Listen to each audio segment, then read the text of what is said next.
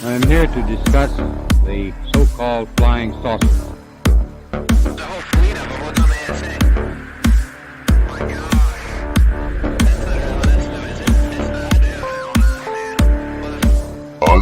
God. Unidentified.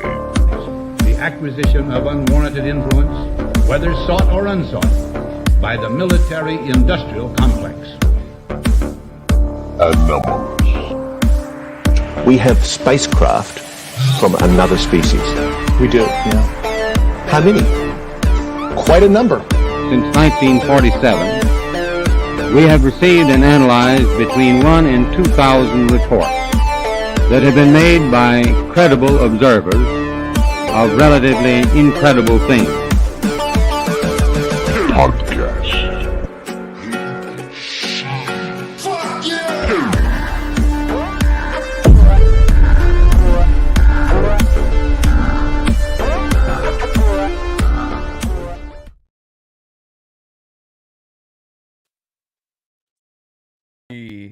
Hey, that was close. That was really close, wasn't it? Hey. So, for those of you who don't know, right before the show started, as always, my internet completely flopped out and went from 156 megabits a second to 2. So, my wife has just run in very quickly with her phone, and I've connected to that. And I am up and running now. It should smooth out eventually. It's a little grainy at the moment, but I think it'll pick up pace. But welcome to the Unidentified Anomalous Podcast, also known as Camp Chaos. Absolutely. Jesus Christ. How do you know you're on target? Well, they start going after you, and it sure feels like that sometimes, doesn't it? The timing is so strange sometimes, honestly. It's every week bizarre. Just before the show. And I didn't use... I found out the other day that I get 5 gigabytes of data a day, and then they cap me afterwards. So I have not used my data all day. Tom and I normally spend an hour talking to each other before the show online. So it's just, and I haven't done any of that today, and it's still playing up. So I apologize to everybody if my video isn't that great. Yeah, well, now just so everybody knows too, after the live shows, what we're going to start doing is we're going to be pulling down the lives and then re-uploading them, so it will have a higher quality recording at host, essentially local recording. So like if you went back and watched it, Digby, I think at that point your video would be fine because it's not transmitted at that point. It's a local recording, so it should be all right. But have you set it? That have you got it set for that recording? Yeah. But I kept us at 720 just for the live, just in, you know what I mean, just in case. Yes. But we should be okay. We have a really interesting show today. Like really interesting. We do. I'm so excited for this. And honestly, I didn't know one of the facets of this particular episode that's going to be apparently taking place until about an hour and a half ago, maybe 2 hours ago, when you were like, "Hey Tom, by the way." Well, I didn't know either. It was a last minute question. I put to him. Yes. So later on in today's show, we have world-renowned regression hypnotherapist Steve Burgess coming on the show. I got put into contact with Steve not that long ago because my wife has literally just been trained by him. I've asked him if he wanted to come and appear on the show, and he kindly accepted.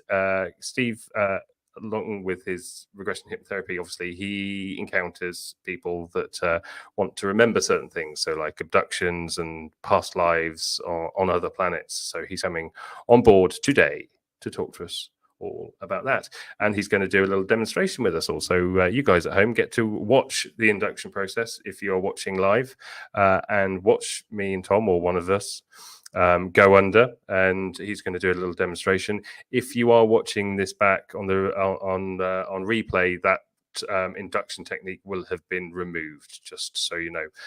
Also, just warning for everybody who is watching live, when he starts doing the induction process, please do not engage with it, okay? Because you're not there. He doesn't have the ability to speak to you.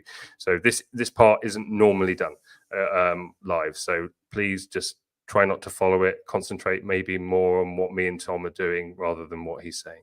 But apart from that, enjoy the show. Tom, let's get straight into it. So let's start going over this week's news. So if you want to do me the honors of pressing that button, and then we will cover what's happened this week. I would be delighted. Beyond the mundane. What a week. What a week indeed. What a week. I mean, personally, at least, too. I was fried. I rested up yesterday, but there's been some news this week. There's a number of different subjects that we could probably cover. Definitely not as slow of a news week as we're kind of accustomed to over the last couple months. You know, you get a few of those in a row. But we did have something very important go down this week, and that's this new legislation that's been introduced that is quite extensive. I created my own outline of it. Digby, I know you did as well. If you want, I'll give you the honors of starting us off and kind of introducing the audience to what this is, in case they are unaware of what's going on, because it's quite important, and I think a lot of people should be paying attention to this right now. So this week we saw the first initial language. So this may change for the UAP Disclosure Act, which is being reintroduced in 2025. So it's not going in this year, but it's going in for next year. And we got our first look at it. So Tom and I have gone through the 46 pages to cherry pick the sort of best parts. One thing that I'm very happy to see in there, and I know some people in certain aerospace companies might not be happy to see, is the fact that eminent domain is still in there, or should I say back in there, because it was stripped out of it for the last time this went through Congress. So that's one of the most important things for me, that is back in the language. Yes. Yeah, that's crucial. And again, I urge people to really look at this from kind of the Occam's razor standpoint, if you will. Do you really think they would be doing all of this if there was no there? I mean, really, honestly, ask yourself that question. I know it's come on. Yeah, I mean, the one thing that stood out for me reading the whole thing was the narrative, the language isn't in it. Wasn't so much of if we find that there is X, Y, and Z. It was very matter of fact. It was release this information. There was language in there about controlled disclosure, all of this. It wasn't if there happens to be any records or any UFOs locked away in Area 51. It wasn't written like that. It was written as matter of fact, as we know this is there.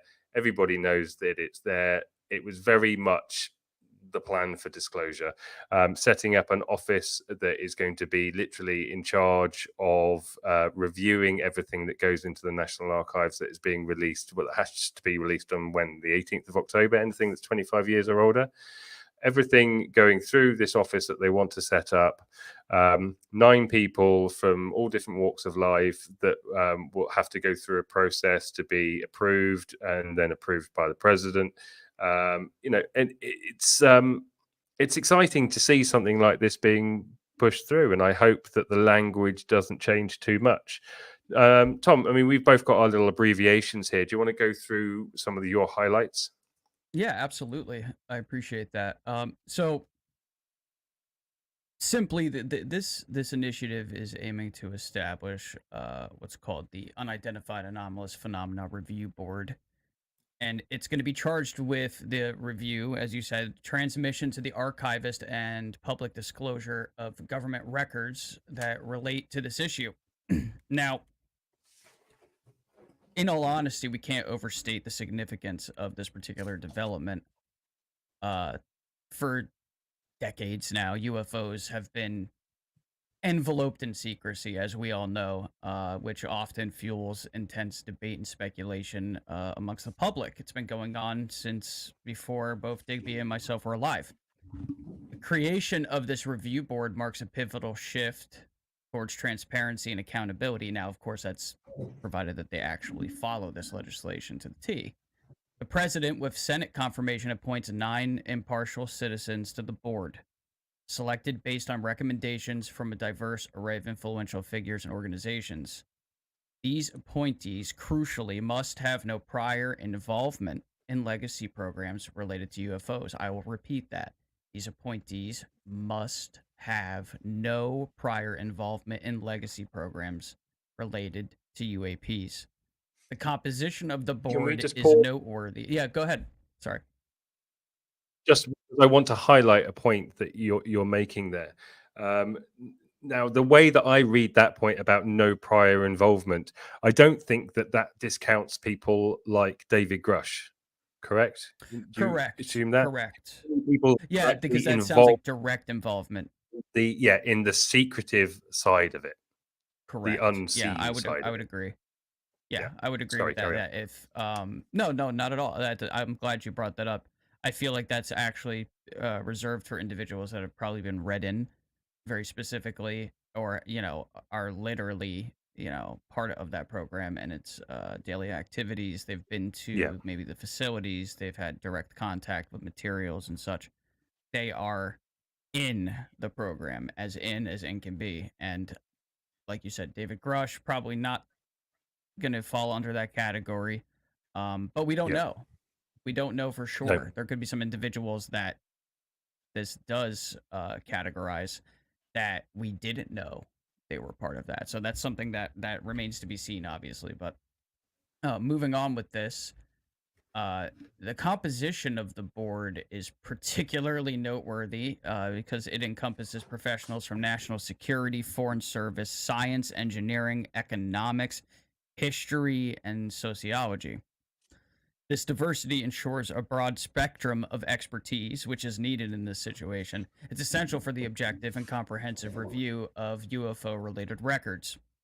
The primary duty of the review board is going to be to review and make decisions regarding the public disclosure of UAP records. They possess the authority to direct government offices to organize and transmit these records, hold hearings, subpoena witnesses, and compel the production of documents. Its comprehensive investigatory power ensures thorough scrutiny of all relevant records. Now, I'll pause myself there for a moment. Again, I have a fear that this all sounds great. It lays out what needs to be done. But what if they simply, the offices that they request documents from, what if they make them inaccessible? What if they just hide them? I mean, yeah, really. Like, I know it sounds a little simple, and maybe it's a little bit more complex than that. But I'm not a government official. I don't necessarily have the knowledge of how all of this works. I'm not in Well, those offices. this is one of the things that was problematic with the last language. It was giving people a job. Well, this is one of the problems with Arrow as well, actually, is they don't have special agent authority, which means that if they think they aren't getting all the information, they have no right themselves to go bashing down doors to get it. That's right. That's right. It's so again, there, and now I know when we were speaking to Danny Sheehan, he seems quite optimistic about this particular development. I am very focused on the potential consequences that an individual or an organization may face if they do not adhere to the requests that are made based on this legislation. We would like these documents from your office by this date. No. Then what? That's what I want to. I want to see or actual just- action in that area. Or they can say yes and they can keep whatever they want back. How do we know that they're getting everything? That too. That too. Exactly. That's exactly what I'm getting at, and that's one of my fears here. But again, if we're going to make any sort of headway with this in government, we're going to have to go through this type of trial by fire, so to speak. This has to happen, regardless of who plays ball and who doesn't. But moving on with, I mean, I have a bunch here.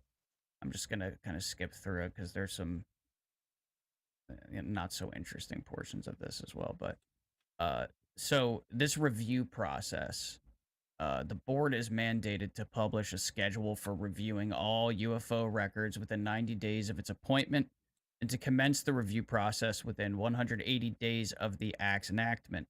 The board will continuously update the public through the Federal Register, detailing their findings and the status of records under review. This level of transparency is unprecedented and aims to keep the public well informed and engaged. And again, I will believe that when I see it. I mean, I'm hopeful. Danny had me feeling rather optimistic post our conversation with him. That's also, available on our YouTube channel if you guys want to go back and watch that after this. If you haven't seen it already. This is tough because the government has a really poor track record with this particular topic. I mean, they put this sort of effort in that we're seeing right now, and more so in trying to convince the public that this was nonsense, and they lied to us. So I got a really great comment on X earlier today. Someone said, after all of the years of lies and deception, they go and do this. Why should I believe them? I think that's an absolutely crucial question that we should all be asking ourselves right now. It really is true. And I understand the skepticism towards that and the individuals that are typically attached to all of this. I do. I try to be as optimistic as I can, and I try to follow my gut and my heart. But my brain also tells me, be careful. You don't know who's who. You don't necessarily know who to trust. It's difficult. No, you don't. You don't. Tom, a few people, although I can hear you perfectly, some people in the audience are saying, can you turn your mic up slightly? But you're coming through loud and clear for I me, can but maybe definitely do it's that. on the recording. I mean, other interesting things is, a $20 million authorized for fiscal year 2025. That's a hell of a lot of money. If you're paying 9 people to do their work, so, where's all that money going? What's it for? Right. There must be things behind that. Unless government accounting is really that bad.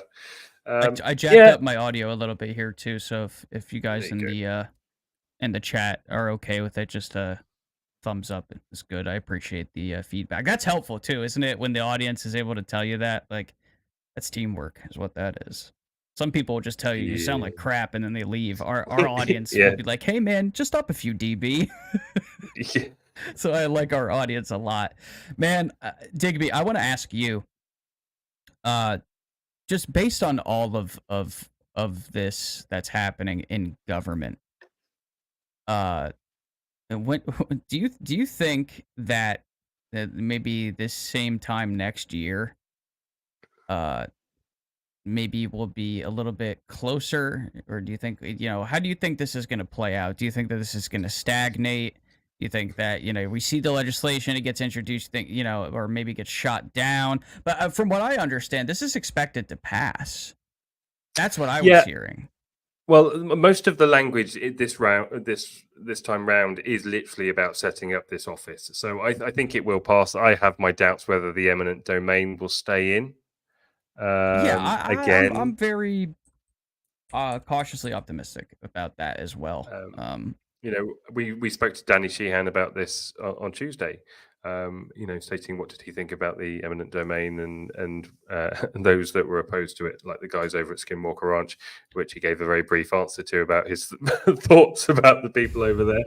But I hope eminent domain stays in because I think it's an important part. I think all this stuff should be handed over, but it does raise some legal questions as to, well, what if these people have got this equipment, got this technology because it was gifted to them by the US government, and they've put loads of work into research and everything like that. It is tricky, and what's going to fall under it as well. It's not just black and white. I hope it stays in there, and I hope that this act passes, and I hope more countries around the world start doing the same thing. I know back in the UK, There's a white paper that was done by the Soul Foundation as a recommendation to the UK government, so I hope they take that up.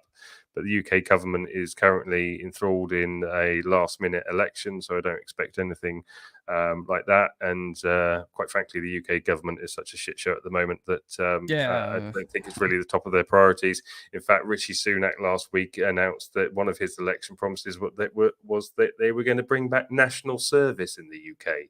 Yeah, that's frightening. I've noticed. I mean, God damn, am I glad that I'm not there. But it goes outside of the UK too. I know this is a little off topic, but I think it's very relevant to the times that we're living in. It's all I've noticed a connected. really troubling trend lately in what, and it appears to be, especially over here in the United States, but it's other mainstream media as well. It feels like they're trying to like acclimate the public into being basically subservient to the idea that a third world war is inevitable. And I Yeah, I find was that watching really this. disturbing. I was watching this on the Redacted. They posted a video about the same thing, and Oh, I think okay. that the same thing's happening with UFO disclosure. It's just being talked about so frequently in the background that it normalizes it. They're normalizing the idea of a third world war. They're normalizing the idea of UFO disclosure, so that when it happens, it doesn't seem like it's such a big deal. Oh, we've been talking about it for ages. You know, it's an That's a acclimation problem. process. Why It is a big problem. isn't what we need? Why aren't more mainstream outlets posting articles about how we could pursue peace? Why, you Yeah. know what I mean? That type of thing. Like, Well, I'm really sickened by some of the things that I'm seeing in quick relation pun to for that. next It's week's very show. bizarre. Quick pun for next shout out for next week's show, because the perfect person Yeah. to ask these sort of questions to is our guest on the show next week, which is Mark Atwood. I'm really Yeah, looking forward to definitely. this because Mark is one of the biggest free thinkers and probably progressive thinkers out there. And if you have time next week, you should definitely catch that show live at 3:30 Eastern time, because it's going to be a cracking one. As is this one. I can't wait to speak to Steve. Although my wife speaks to him all the time and she's done his training with him and everything, I've never actually spoken to him. But I'm really, really looking forward to this. So hopefully, So he we should have a be with us question in the shortly. chat. Anne's from South Egypt says that they'd like to know the price of the session. I think they might be referring to like what it would cost if you were to have a session with Steve. I'm assuming. Yeah. Steve is just coming on as a guest, so we have no affiliation with Steve. So if you want to find out those questions, you can just look up Steve Burgess Hypnotherapy on Google and get all your answers right there. Yeah, because I'm not sure off the top of my head Nope. any of the pricing. Nope. Or I will anything of that not. sort. Yeah, it's not. Yeah. I do see he's so- got some free stuff up on his YouTube channel that you might want to check out. Yeah, though. That he looks has really got a interesting. YouTube channel. So we have Steve waiting in the wings. So is there anything that you would like to say to round up on the language for the UAP Disclosure Act of 2025? Just I urge everyone, as difficult as it may be sometimes, just to be patient and just vigilant. Progress is being made. Sometimes it takes time, especially with something as profound and paradigm shifting as this particular subject. And outside of that, I'm gonna hit the button. This week's guest. This week's guest, indeed. Today we have a special guest who is renowned in the field of hypnotherapy, easy for me to say, and past life regression, Steve Burgess. Steve has conducted over 15,000 regression sessions over his extensive career, helping clients uncover profound insights and heal from various issues, including phobias, anxieties, and even exploring past lives, some of them on other planets. His expertise and dedication have made him a leading figure in the world of hypnotherapy, not to mention his most recent feat, training my wife. Steve is also an accomplished author. His book, Power of Past Life Regression, shares incredible stories of healing through past life therapy, and his other notable work, Famous Past Lives, delves into the past lives of well-known historical figures, providing fascinating insights into their lives and legacies. Today's episode with Steve, we will discuss his experiences with past life regression, particularly with individuals who have had memories of abduction and lives on other planets. We're excited to delve into these extraordinary topics and explore the mysteries of the past and beyond. So please join me in welcoming Steve Burgess to the Unidentified Anomalous Podcast.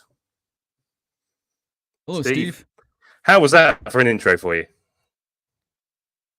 Oh, Steve's microphone. There we go. You're muted. He's still muted. You've got a little microphone button there on the top, Steve. There we go. My apologies. I just usually like to scare the hell out of podcast hosts. Gets us every time. Steve, how are you doing? It's a pleasure to get to speak to you. My wife speaks to you all the time, but I've never had the pleasure. It's okay. Don't get jealous, Digby. I'm not.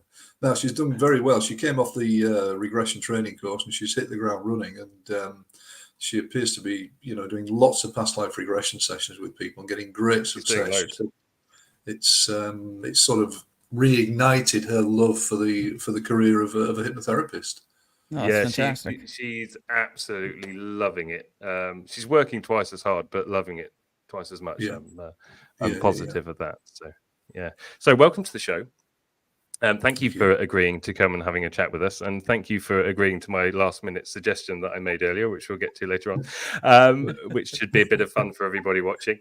But let's start off and just talk about what you do and get things going. So, what brought you to regression hypnotherapy, and can you talk to us about perhaps some of your first encounters with people talking about stuff from other worlds or abduction? Okay. When I first trained as a hypnotherapist in the dark ages 32 years ago, we didn't really do very much in terms of regression. Past life regression was a little bit known, but in the UK especially, it was a fringe thing. So I just started off doing standard hypnotherapy, taking my clients into trance and using what we call post-hypnotic suggestion therapy, which is where we guide the client's subconscious in the way that we want it to be guided. So if somebody has lack of confidence, then we'll take them into trance, and then we'll feed the subconscious mind with suggestions about feeling more confident and more strong, etc. So that's standard hypnotherapy, basic hypnotherapy, which most hypnotherapists do. And I was doing that for several months, maybe 9 months or so, when one day a young gentleman came in his early 20s with a severe anxiety state. I mean, he was in a mess. As he sat in front of me in my office, he was shaking, he was hyperventilating, he was stuttering and stammering his words because he was so anxious and uptight. He was moving all the time and twitching. I mean, all of his body language was horrible. So I asked him, so how long has this been happening for? How long have you had the anxiety state for? And he said, well, I've always been anxious. I've always been a worrier. Even as a child, I was a worrier. But as I've got older, it got worse. And then when the children came along, it's like this all the time. He said, I've had to give my job up. I can't work. I sit at home all day shaking. The doctors give me tablets which either haven't worked or they made it worse. And he said, I just don't know what to do anymore. I've tried everything. My wife is just sick of it, absolutely sick of it. She says if I don't get better, she'll leave me, which might have been a motivating factor not to get better, but who knows? Depends on the wife, I guess. Yeah, exactly. Yeah. So I said, does anything cause this? Nothing. Nothing had caused it. It just got worse and worse over the years. So I said, okay, well, we'll do a bit of trance work on this, a bit of hypnosis. And remember that, hypnosis it's not Hollywood stuff. In essence, hypnosis is a form of relaxation. It's really what it is, more than anything else. Right. So I guided him into trance, into a gentle, relaxed state. And I was very relieved to see that he started to relax. His body started to slump, his breathing slowed down, and he moved into a really nice, gentle trance state. So I deepened the trance a little bit, so took him deeper into relaxation. And at this stage, I'm thinking, this is wonderful. I'm going to get a good result here.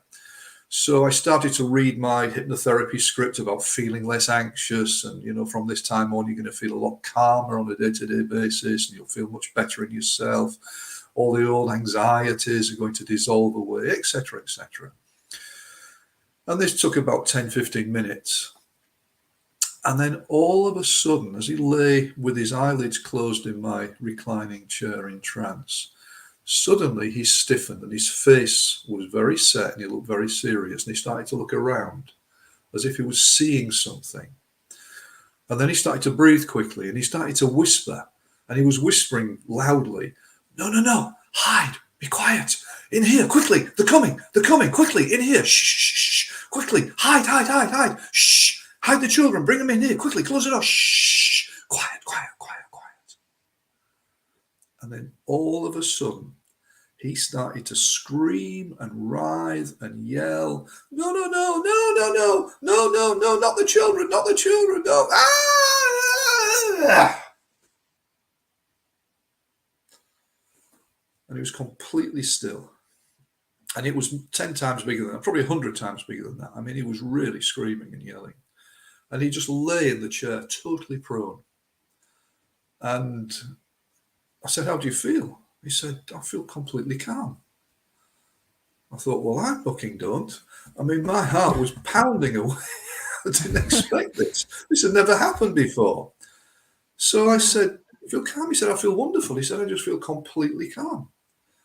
I said, "What were you experiencing?" He said, "It was strange. It was like I was a man. I was in another body, in another time. I had a family. Soldiers were coming looking for us, Nazis. And we hid with the children. And suddenly they came into the place where we were. They found us and they shot us all and killed us all." Said, "What was that about?" He said. This lady, just lady with his eyes closed, talking to me like this. Well, I said, "I think you've been in a past life," because obviously I knew about past lives, but I wasn't trained in regression. "I think you've been in a past life." So he said, I said, "But how do you feel okay?" He said, "I feel marvelous." He said, "I've never, ever felt this calm in the whole of my life." So I did a little bit more work with him and finished the session.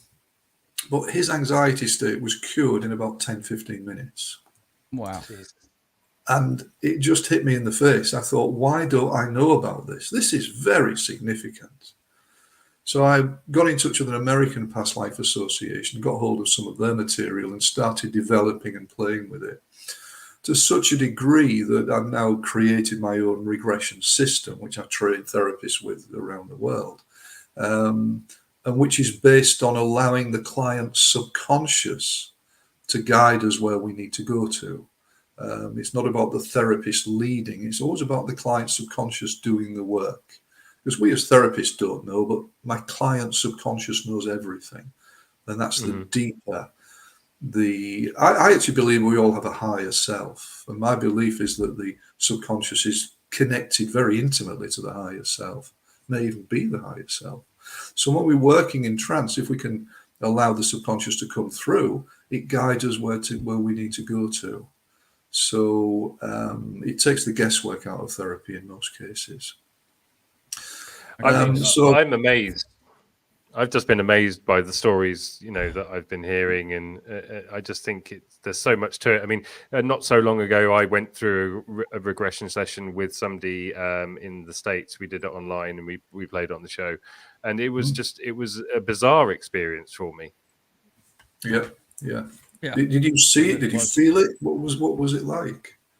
Yeah, it was. I mean, I was lying there, and I went through the trance, and then I opened my eyes, and after it took a while to get into it, but with help, I got there, and it was just this white room that I was in, and there were these beings around me, and then all of a sudden somebody else is talking, and it's not me talking, and the inflection in my voice changed. The way I was speaking was completely different. Or, everything was just changed. But it was a very bizarre experience. But I loved it. Absolutely loved it.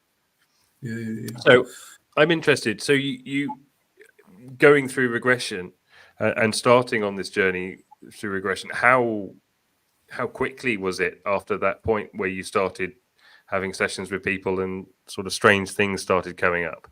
And did you have a feeling beforehand about, extraterrestrials or other worlds or anything like that, or did it come because of what you've heard through regression sessions? It came primarily because I was pretty well known in my local area in Yorkshire for the regression work that I've done, because I've appeared on TV and been on radio and stuff like that. And local UFO society, the Hull UFO Society, asked me to give some present some lectures to them in their evening meeting. So I did. And the first UFO session I did, or not UFO, the first, I'll call it an alien session. So I have two different categories. Alien sessions are where the client has some sort of alien contact, which isn't good. And then extraterrestrial sessions are where the clients are in contact with benevolent beings, benevolent ETs, whatever they are. And this is a fellow who, he heard me talk, and he called me and he said, I've had a really strange experience some years ago. I've got some memories of it, but they're not very complete. Do you think taking me into trance and regressing me back would help me to remember? Because I feel very troubled by it. I feel troubled by not knowing or even feeling that something unpleasant happened. So I said, well, okay, yes, come and I'll see you. And one of the standpoints I have with regression for UFOs, aliens, etc., is that as a therapist, it's wrong to lead the client. So it has to come from the client. So I don't sit there saying, well, it must be fascinating to have had this alien experience, because that's then buying into their possible belief system. Right. So I just sort of sit very much on the fence. And I usually say at the start of a session like that, well, you do realize that, we can make things up in hypnosis. People can imagine things, or we can make memories happen which have never really happened because we keep overthinking. But we'll see where we go. So I sit very much on the fence. And what had happened, it was actually the same weekend as he found out later, the Rendlesham incident, which I think was sort of Christmas, December the 26th, 1980 or something like that. And he had a memory. He went to a pub. He just had a couple of small bottles of lager. He insisted that he wasn't drunk. He wasn't high on anything. He left the pub at closing time. And then as he was walking home, he actually could hear something behind him, like a buzzing sort of sound. And he looked round and he could see some flying object there which was following him. So he ran for a little bit because it was pretty scary.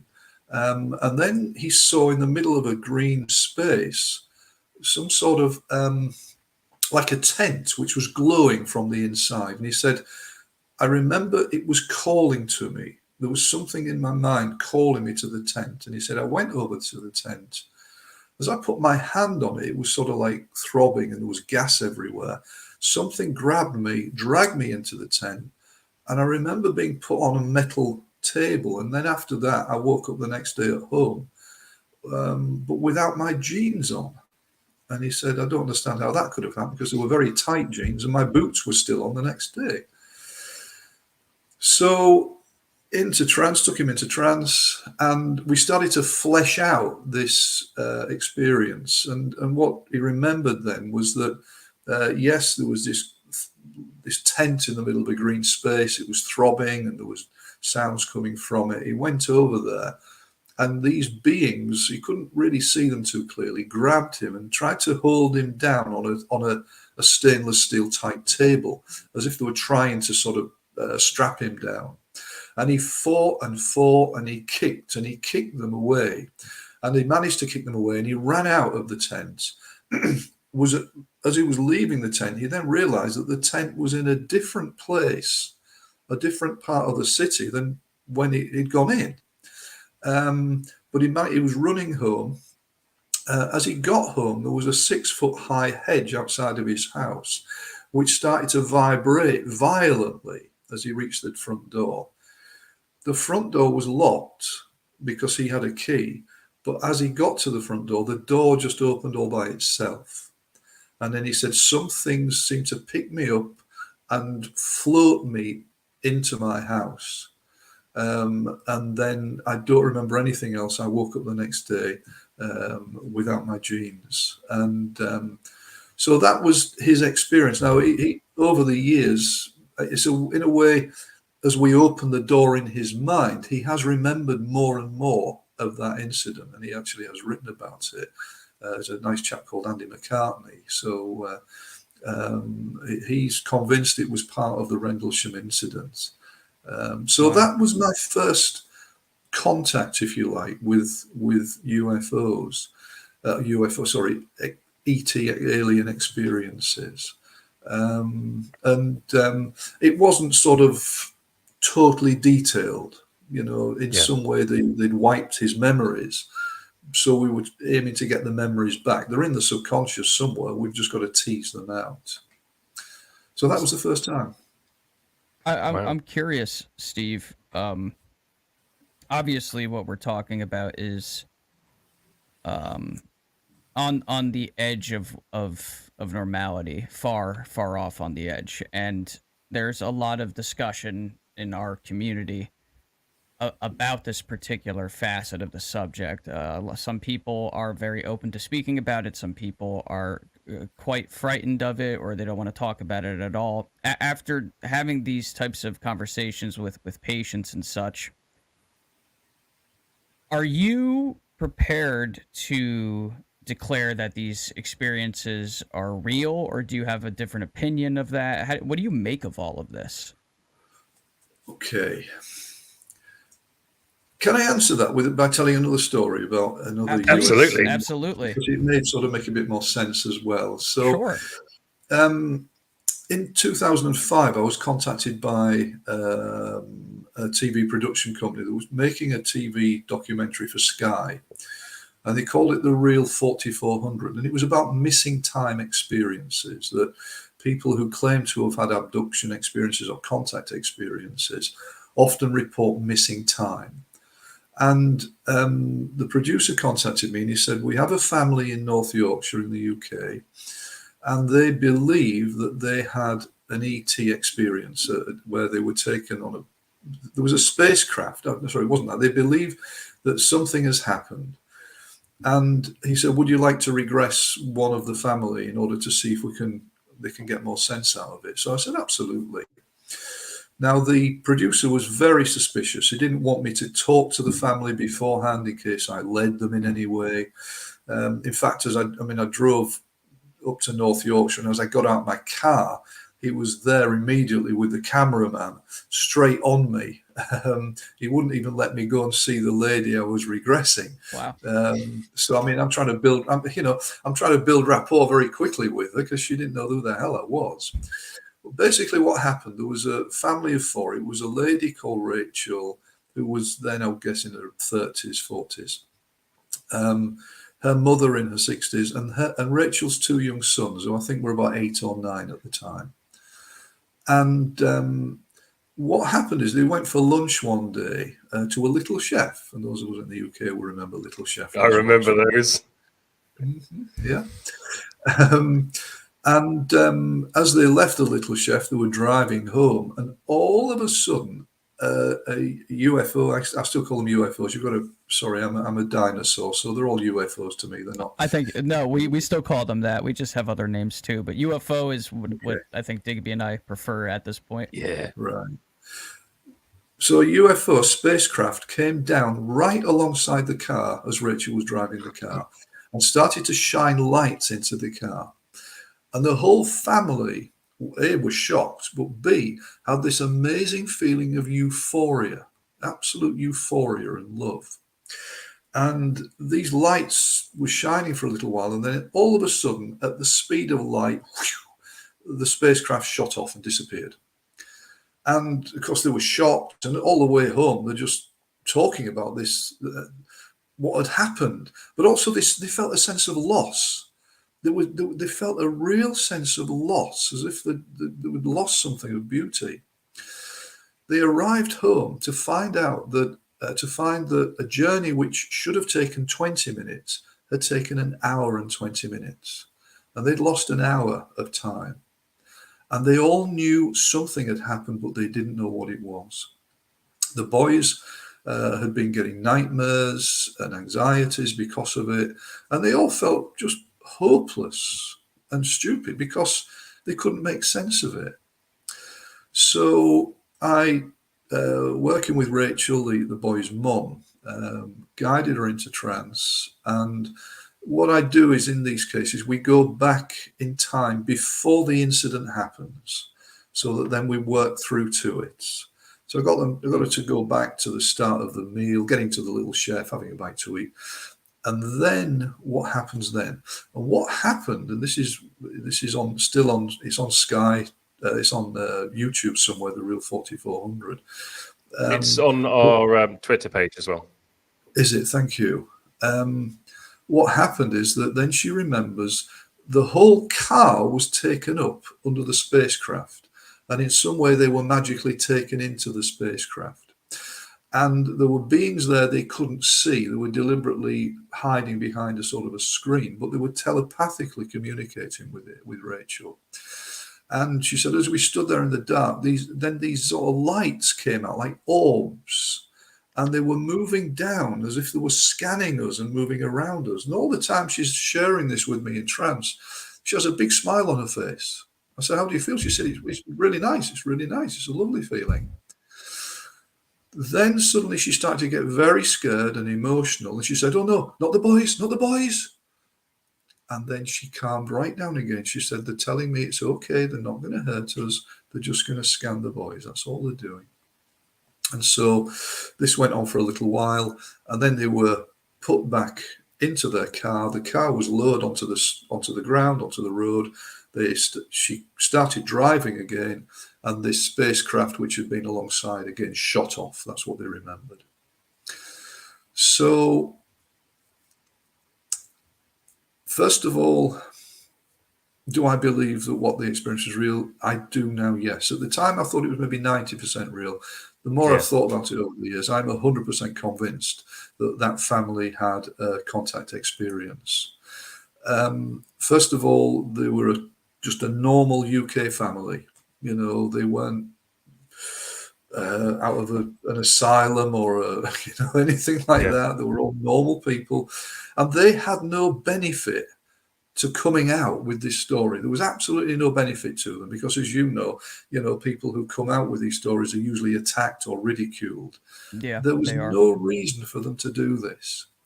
And the way that she experienced the regression as well, because there are different sides. I've done thousands of regressions, as you know. So, there's things I'm looking for. She was in a really good regression. She was in a good trance state. And as far as I'm concerned, I am convinced, absolutely 100% convinced, that what they thought happened did happen. That family had a contact experience, was taken up on board the spacecraft, and then put back down again. Yeah, I watched it again a couple of days ago because I clipped it and edited it and put it up on my Twitter feed. So if anybody wants to find it, you can find it there. We'll also put a link for it in the description after the show. But I remember when I was watching it, I remembered seeing it live when it was on Sky the first time round because I remembered the story. And it's fascinating, and I urge everybody to watch it because it's a really good account. And I just find it absolutely fascinating. And I suppose you go through all these things. I mean, Tom and I believe what we believe, and it's just ingrained in us. But you have a profession that you believe in, and that profession that you believe in has led you to some realizations about the phenomena, as we call it. How does that feel for you? Being confronted with things all the time now, I assume. I know Katie said you almost have something weekly now where somebody recalls something like that for you. How was it coming to that realization for yourself that other things were out there and other things were going on? Well, I think I've always, for somebody, for example, I've believed in reincarnation since I was 15. And that's, for many people, that's a little bit out there. As far as I'm concerned, the evidence for reincarnation is overwhelming. But people won't look at the evidence. They won't look at what I would consider evidence. And for me, I'm open to these things. You know, you have to be open to things as a therapist, because whatever your client brings to you, you have to hopefully work with it. So I think I was already halfway towards being a believer in the concepts of extraterrestrials, etc. But I have also seen bits and pieces and heard people over the years talk about these things who are very convincing. So, you know, I don't live my life. I mean, you chaps obviously live your life within this sort of, let's say, UFO community thing. My life is the regression, you know, is past lives and ancestors' lives and stuff like that. But what has been happening, and this is for me really quite extraordinary, over the last 6 months especially, I'm having more and more clients who are just going in regression into past lifetimes where they have had past lives on other planets. So they've had previous lives on other planets as other life forms, sometimes physical life forms, sometimes non-physical. And it's occasionally happened over the years. I mean, I had a client years ago, a gentleman from Croatia, who relived a past life where he was an extraterrestrial and his spaceship, or whatever it was, his spacecraft crash landed on Earth and he survived. But he then spent quite a long time hiding, scared out of his wits in case he was found, because he was picking up on the energy of being on Earth and the, I call it planet asylum, you know, all the madness down here. He'd come from a higher place, a place of intelligence, a place of love, and he's come down into this shit show. And he was terrified. And he kept saying, what's wrong with them down here? What's the matter with them? It doesn't have to be like this. It doesn't have to be like this. What is wrong with them? And he spent some time hiding away because he knew if he was found, the authorities would have, you know, done things to him. Right. Until eventually his people did come and find him, and they came down and took him back up, and he went back to his home planet. So that sort of thing was occasional. But last December, for the last 6 months, it's been happening time after time after time. Almost every week I have clients who were going into these past lives on other planets. For example, you know, we can talk in depth about, is it imaginary? Is it not imaginary?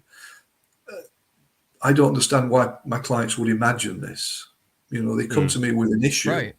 They're not coming to me because they want to see if there were aliens or extraterrestrials. They come to me because they've got a phobia or an anxiety state or a depression. And I mean, I had a client in Paris before Christmas, a lady who's been working as in top industry for many years, very, you know, at the peak of a profession, got burnt out, was sick of the rat race, sick of the hamster wheel. So she left the company and wanted to set up as a freelance and develop her own business as a self-employed consultant. And she said, I'm just getting blocked and blocked and blocked. Everything I try to do, there's just blockages all the time. And regression therapy is wonderful for releasing blockages. So I guided her into trance, expecting to, you know, hoping that her subconscious would guide us. And it did. Because I asked is there anything in this lifetime causing the blockages? And the subconscious said no. Anything in past lives? No. And then she said, there's another question you need to ask. And I have different questions. And eventually I came to question 5, which was, are there any extraterrestrial connections here? And immediately her hand shot up in the air to say yes. And then she floated upwards. She seemed to float upwards with her mind. And suddenly she said, I'm in a space and there are 12 beings around me. They're all sitting around me. They're like higher beings. They are elders of some sort. And they're just saying to me, we've been waiting for you. What took you some time? What took you all that time? You know, where have you been? We've been waiting for you. So I then asked the subconscious, are these angelic beings? No. Are they extraterrestrial beings? Yes. And they then started to have a dialogue with her, and telepathic dialogue. And they then did a healing process within her body, which was actually, she said they want to re-energize my chakras. Okay, I'm never sure about chakras. Are they real? Are they not real? Are they a control system? I don't know. But I know lots of people are very much into chakras. And these beings wanted to re-energize the chakras. So I said, okay, well, we'll do that. Let's start at the base chakra. And she said, no, they don't want to do that. They want to start at the crown chakra. Okay. So the crown chakra's color is violet. And she said, no, they've given me a completely different color. So we then worked through the chakras going down, different colors to the standard ones, and then brought this energy up and down her central channel to free her up. And that was the therapy. There was no trauma causing these blockages. And since then, she's been getting downloads from these beings. She tunes into them regularly as she meditates. And these beings appear to be what I call her home beings. So it's as though she's not from down here. She may be in a human body, but these are her home beings. And since then, it's been, as I say, week after week, client after client. I had a client yesterday in the States, in San Diego. She went into an off-planet past life where she was in more of a non-physical form. She actually said we can be physical or non-physical. We can change if we want to. And she was on a planet. She said it's very feminine here. It's a very feminine energy. And she said it's almost like, and there's this incredible blue water. And she said it's a blue that I've never seen before. We don't have this blue on Earth. And she said, I'm in this blue water and I'm healing. And there are several of us here, actually. And we're all healing from our travels. We've been on different missions to different planets. And then we come back here to our planet. And this water is a form of healing. It washes us and replenishes us energetically. And she said there are lots of beautiful trees here. And there was a sort of a sound, an om type sound all the time, like a vibrational om that was part of the planet. And it was just a higher vibration all the time. It was just pure love. Everything was pure love. And even the planet was pure love. And they could merge with the planet as well.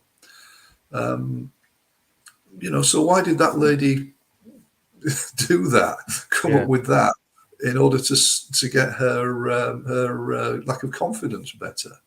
And those are just two that I could time after time. There's things that you're saying from that experience which tie very much into my regression experience as well, which was very much the fact that I didn't, through my regression process, it would appear that I wasn't from here, but I was encompassing this body. But also there was the feeling that I was also encompassing other bodies simultaneously elsewhere. Right, yeah. Which I thought was really interesting, but it was the same sort of thing. And it leads me to this question. Do you find common threads often through regression with people in these situations? Is there a common thread that runs through? Is that with their home beings and their home planet, there's love. And there's a real sense of universal love energy. And what we're finding is that the common thread is that in their present life, in human form, they have struggled all their life to be on Earth. It's as like, A, they don't feel at home here. They feel like they're an outsider. And B, they are usually very sensitive. And so when things have happened to them, let's say in childhood, they've really suffered, they've really struggled.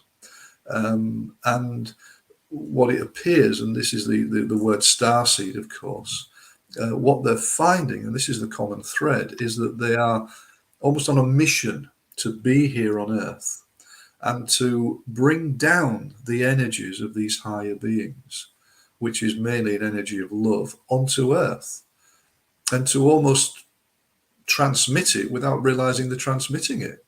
They don't always have to do anything. It's not like they have to go around and say, well, I'm an ET and I'm going to give you a zap of love. It's actually just being here. They are naturally downloading this energy of love and spreading it into the world and helping to raise the vibrations of Earth, perhaps. I think we all need a bit of that at the moment.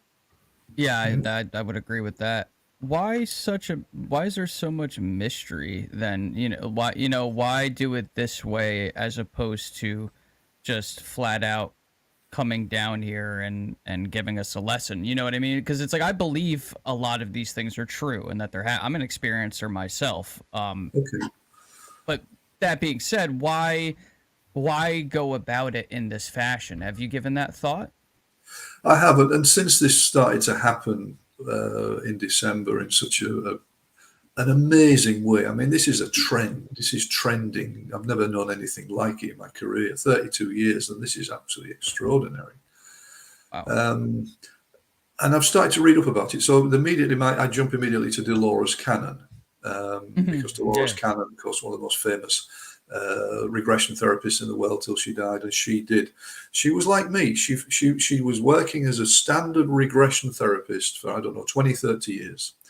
And then suddenly these ET experiences started to come into her work more and more and more, until she did mainly work with people who appear to have had ET experiences or have come from other planets.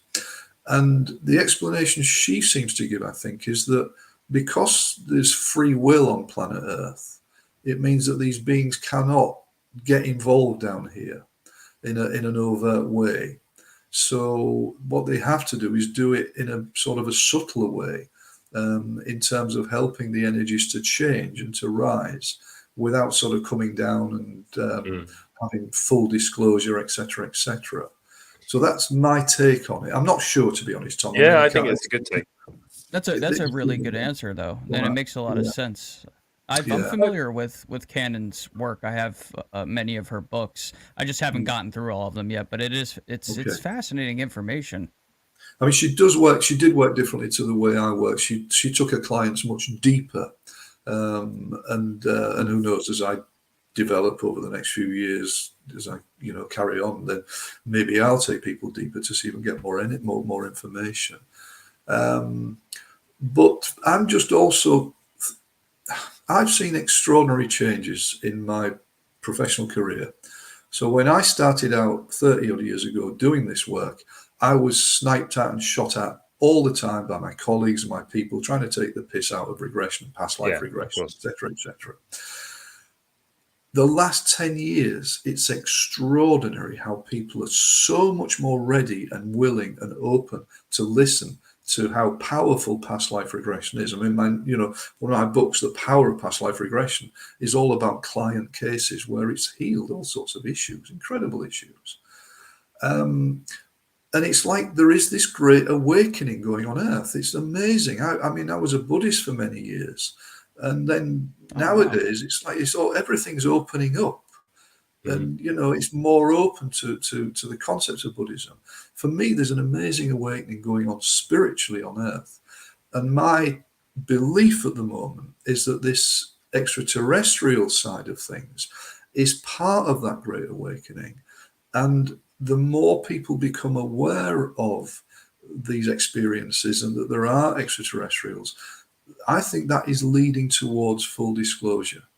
So I think what I'm part of, in a very small way with my work, is leading towards full disclosure, because I think people are going to get more and more interested and more understanding about extraterrestrial life forms because of that appears to be happening.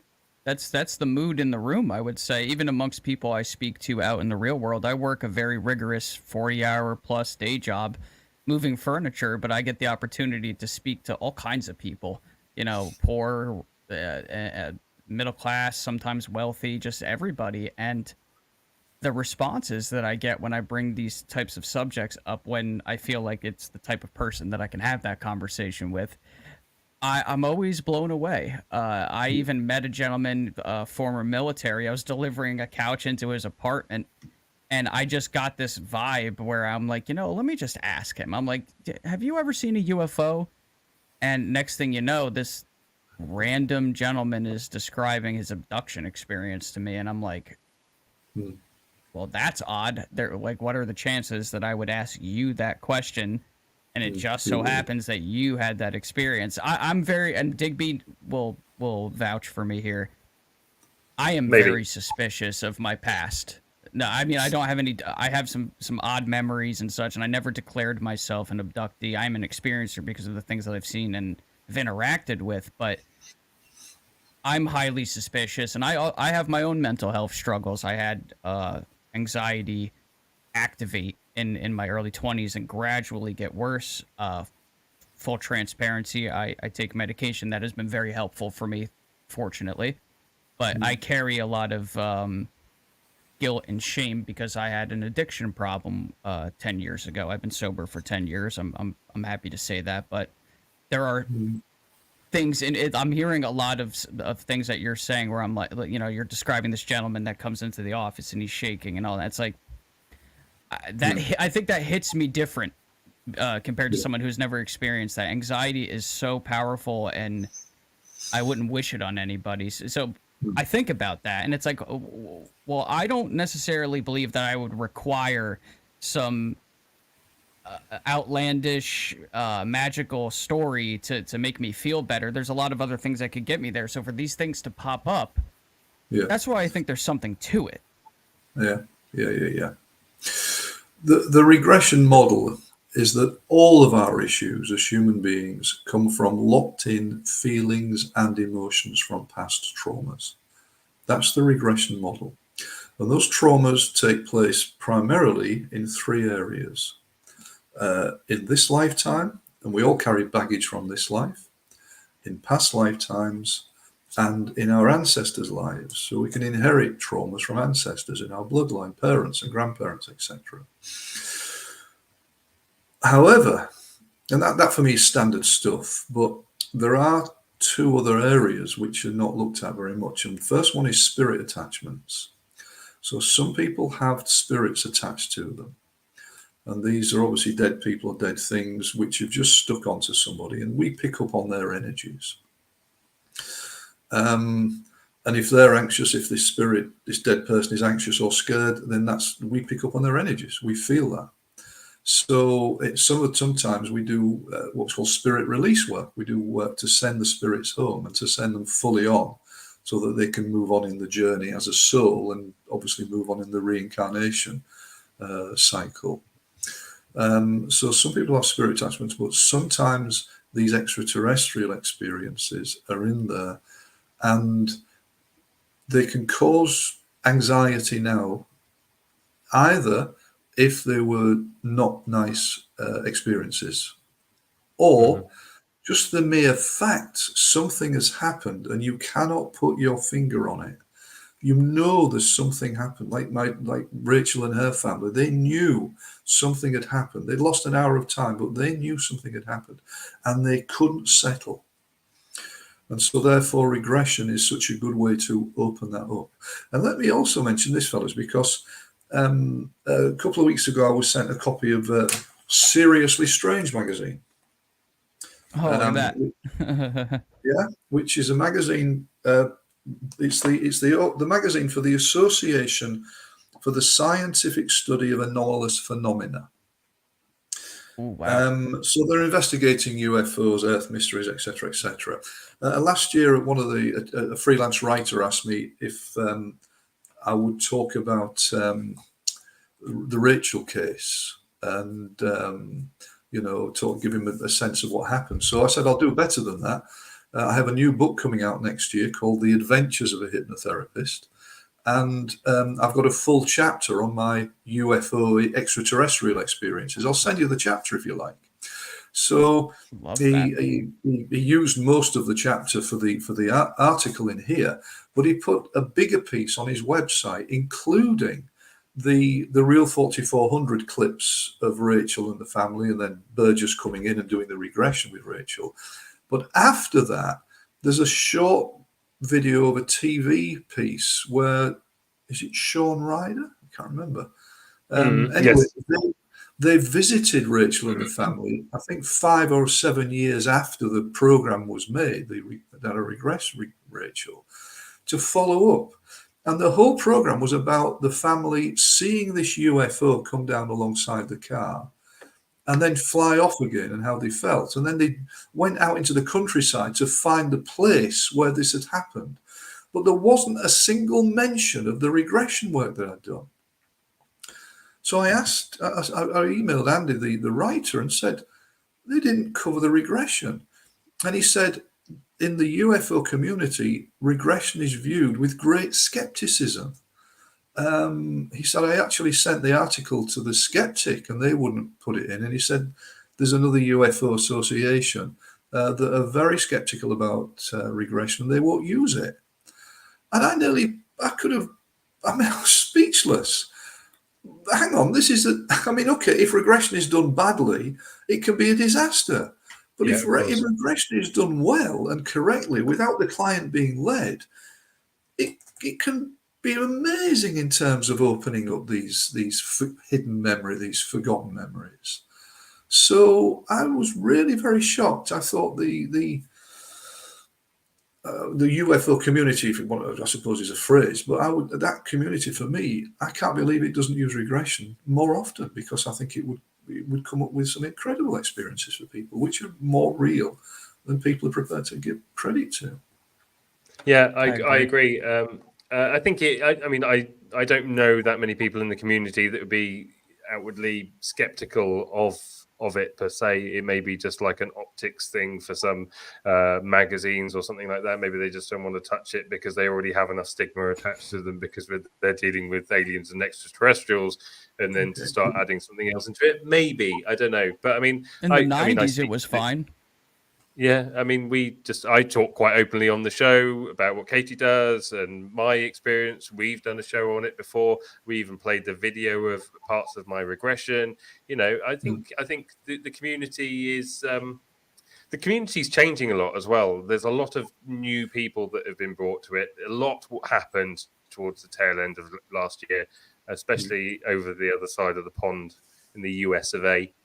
With their congressional hearings and whistleblowers coming forwards and, you know, hearings and all this sort of stuff. So there's new people coming to it.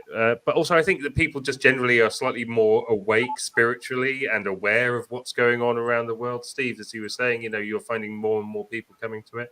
I wonder, though, your increased regularity of these type of sessions, I wonder if it's just the fact that there are more of these things happening around the world, or whether in a subconscious way people are just being drawn to you to address these things. Maybe there's something like that going on. Do you, I mean, you obviously speak to other regression therapists all the time. Do they have the same increased level of activity in this subject field, or do you think it's a you thing? No, that's a really good question, Digby. I actually have I've trained many therapists, but I have a team of 4 therapists who are my team. I'm usually so busy with clients. I'm overwhelmed with client sessions. I can't take more clients on. I have a long waiting list. So I say to people, don't wait for the great Don Burgess. Go and see one of my team. You know, I've trained them all. They're all brilliant in regression. They all know what they're doing.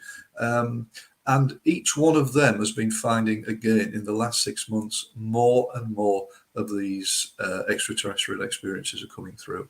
More and more. Wow. So it doesn't surprise me, though. I just feel like there is this move to awaken humanity at the moment. Yes. So yeah. I'm glad that you said that. I can feel it. It is. I literally can, and I've been feeling it but now it's like it's a fever pitch, right? Like my mom, I'll bring this up too. My mom has always been very supportive of what I do and is always very receptive of the things that I tell her about as far as my own experiences and such. But she had never had one of her own, so she has to be skeptical because it hadn't happened to her, right? Naturally. And then the other day, and I mean, she's in her 60s. I come home and she had seen a very legitimate UFO from our backyard deck. And I had, you know, you think you've seen it all at that point with someone you've known for all 34 years of your life. You feel like you've seen all of their expressions and reactions. I had never seen that look on her face before. And now she's having this like ontological shock, very subtly, and it's going very smoothly. But I ask her every day, I'm like, okay, some more time has passed. How do you feel about it? And she, now she's really beginning to ask some questions that she's really never taken the time to really broach with herself. And it's just, it's startling to see this happen, and more people besides her that I saw a UFO or something weird happened to me. And part of it, I think, is people are becoming more comfortable. But I am noticing a genuine uptick in people actually having experiences within like the last 2 years. And it's, I don't know what's causing that. I guess the phenomenon itself. But and now you're talking about this in your work too. I mean, it's like, how do you explain that? It's remarkable. It really is. And okay, how much of it is because of the internet? Because everything is so much more freely and readily available than it ever used to be. That has to be part of it. Also, I think in the last few years, I mean, people have become more worldly wise because of the scamdemic. 4 years ago, the scamdemic started, and more people are realizing that we've just experienced the biggest hoax in history. So people are now questioning everything, and they're becoming much more open-minded and much more broad-minded about things. So that's also part of it as well. I think there's a real growing trend towards being more prepared to look, to open the lid and look outside the box than there ever used to be. Yeah, ask more questions. Don't take everything at face should. value. It certainly backfired for them. We've got questions coming in, but I think we might leave the questions. We'll collate them and ask them at the end. Now, Steve, I very asked you if you would very kindly give us a demonstration, because I think it would be really interesting for the people watching. I think I'm going, if you don't mind, and we can still do it. My internet's chopping out a little bit, so I'm going to remove myself from the scenario and direct you towards Tom, and I'll manage putting me chat on the in spot, the background. Yeah, well, I've already had something similar to this done to me That's before. true. That's true. I know I you have haven't, and I actually know that you're really looking forward to doing something. Yes, absolutely am. So yeah, I'm very interested. If we are still okay to do that, Steve, then I will remove myself from the screen, and I will leave just the two of you on, and I will moderate the chat in case the weird people that kept on messaging earlier come back. Oh dear. Okay. You've got fans, Steve, clearly. Well, I must admit, funnily enough, I was invited to, I went to Norway in September to do an interview for Jannica on Wisdom from the North. She's a lady who runs a wonderful spiritual group in Norway. And when she posted the interview on YouTube at the end of November, it just went massive. I mean, there was 100,000 views within a matter of days. And of course, all the comments underneath, I spent a few minutes, a couple of days looking at the comments, and most of the people were saying, oh, this is wonderful, fascinating, etc. But one person said, he is clearly a shape-shifting grey. He is really. He is harvesting his clients' feelings and putting them back into the matrix. And I didn't know what to do. I was going to just put a comment and say, well, thank you very much. What do you say to that? I don't get paid enough to do this. So yeah, I can understand the strange comments. No, it was just somebody repeatedly asking how much you charge for a session, but they were putting it like 30 times, and then it's like we do see it. We did read it the first time. Yeah, I assure you, my eyes aren't working. I charge £150 UK sterling per session. £150 a session. We'll put the link to your website in the description afterwards, if I haven't already. I think I might have already. Right, I'm going to remove myself. I'm going to leave you with Tom, and I will see you afterwards. Okay. Do you want to say a long goodbye, Tom? Digby, it's been real. It's been real. Okay. Is my microphone okay to be here? Do I need to move anything? It's fine. I mean, what we're going to do, we're going to do a little bit of work, one of your hands. Do you drive a car, by the way? Yes.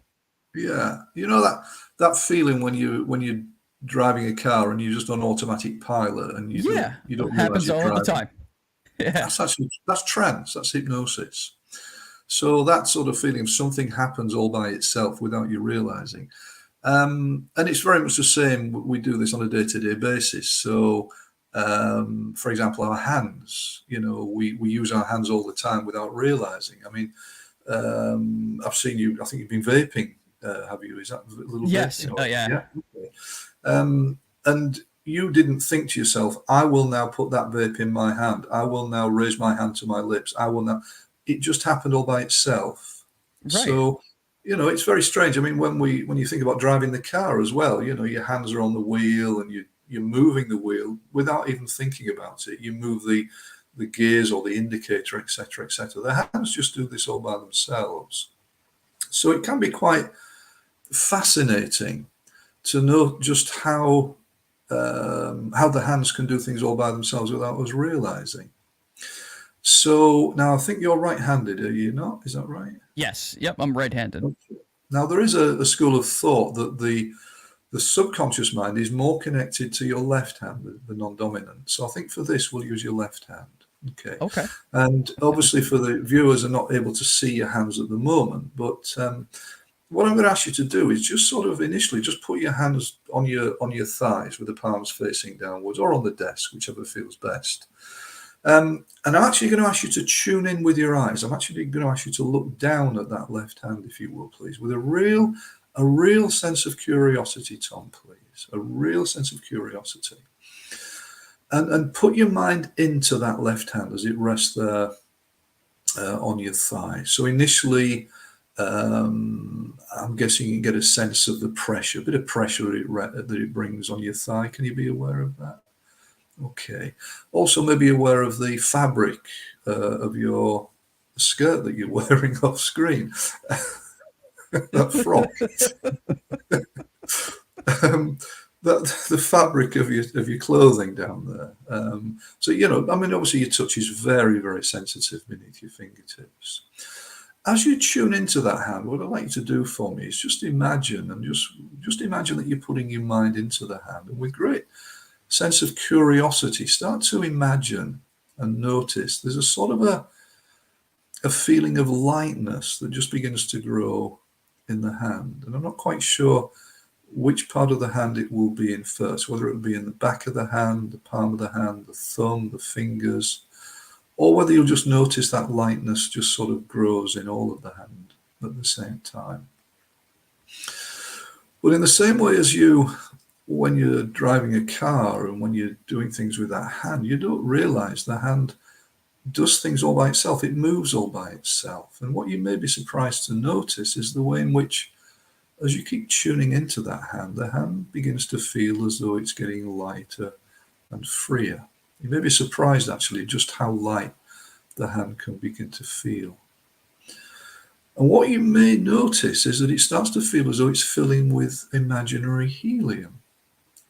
And as it fills with imaginary helium, as it gets lighter and lighter, that feeling of lightness begins to flow. And it begins to flow through the hand, into the thumb, and also into the fingers. And you may be surprised the way in which, as you're tuning into the hand, all by itself, the hand just gets lighter and freer, as if you're driving a car and you're just moving the steering wheel without even realizing that you're driving. And as you keep tuning into the hand visually and with your energy and your mind, just notice the hand starts to get lighter and lighter and lighter. And you may be surprised the way in which, as it feels lighter in this way, it starts to feel very much like a helium-filled balloon. I'm sure you've seen a child's helium-filled balloon in the past. When the child lets go of a piece of string, as you watch the balloon floating upwards, you may start to notice that your hand just starts to move upwards in the air all by itself. And as it moves upwards in the air, it just starts to float upwards like a very beautiful helium-filled balloon. And you're just curious about how high the hand can float up. I'm wondering if the hand can float up towards your chest, towards the mic. And I'm not sure what type of movement you'll notice with the hand. It may be a sort of a floating movement. It may be a jerky movement. Just keep tuning into it. At some stage you'll notice the back of the hand starts to move towards your face. When the back of the hand touches your face, you'll notice your eyelids just close down. They'll just close all by themselves. And you may notice that when the back of the hand touches your face, and I'm not sure which part of your face it will touch, whether it will be your jaw, your cheek, your nose, your lips. When the back of your hand touches your face, you'll notice your eyelids all by themselves just closing down as well, Tom. Maybe just this sensation of your eyelids feeling very heavy and droopy and drowsy and weary. And you know that feeling when you're feeling very tired and your eyelids just feel very heavy. And what you may then notice is you begin to notice yourself breathing very deeply and very slowly and very gently. Almost as if you're just breathing in a sense of relaxation. And as that hand just remains there in that very beautiful, light, free state, what you may start to notice is a feeling of freedom inside you as well, Tom. It's as if the freedom in this hand just begins to flow through into your very being. It's as if the hand feels free and light, and you may notice yourself feeling free and light and floaty and calm. And all the time, a part of your mind is tuning into your breathing and noticing your breathing very deeply and slowly and fully. And noticing a sense of calmness that just flows through you all by itself. Calmness may just flow through your chest, your arms, your back, your head. What I'm going to ask your subconscious to do is to, in a few moments, just allow that balloon just to float back down into your lap. And as it floats down, you may notice that it just takes you deeper into calmness. It's as if the balloon, the hand floating back down towards your leg, is a sort of an indicator of you just letting yourself go deeper into a feeling of calmness and a feeling of ease and a feeling of peace and joy. So that when that hand reaches your thigh again, you may just notice how very, very calm you're feeling. Whether that feeling of calmness, by the way, will be accompanied by a beautiful color that you can just imagine flowing all the way through your body and mind, I don't know.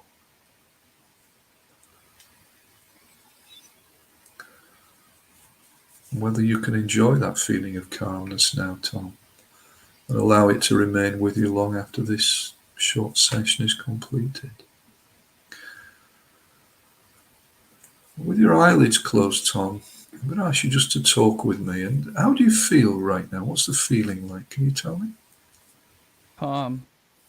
Good. Okay. What I'm wondering is if you can make that feeling 10 times stronger, that feeling of calmness 10 times stronger, almost as though it's the most calm you have ever felt in the whole of your life. And that feeling of calmness, allow it to be accompanied by a feeling of freedom, as though you're feeling very free inside.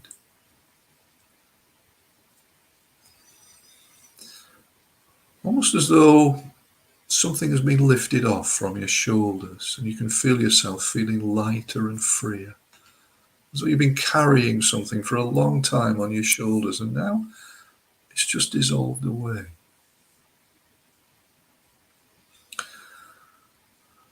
What I want you to do for me, Tom, I'm going to ask you to do two things. I'm going to ask you to think what I call a trigger word, a word that represents this feeling of calmness. I don't want you to tell anybody. You can keep this to yourself. It can be any word at all. When you've got a word, just nod your head. Okay.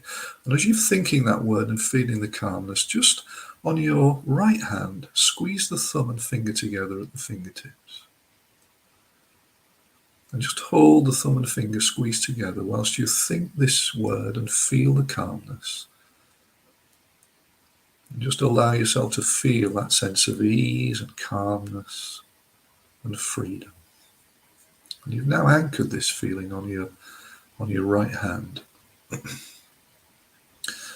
Any time in the future, if you want to feel this nice feeling of calmness again, Tom, you can either just think that word to yourself, I call it a trigger word, or you can just squeeze your thumb and finger together, and this feeling will just flow through your body and mind instantaneously.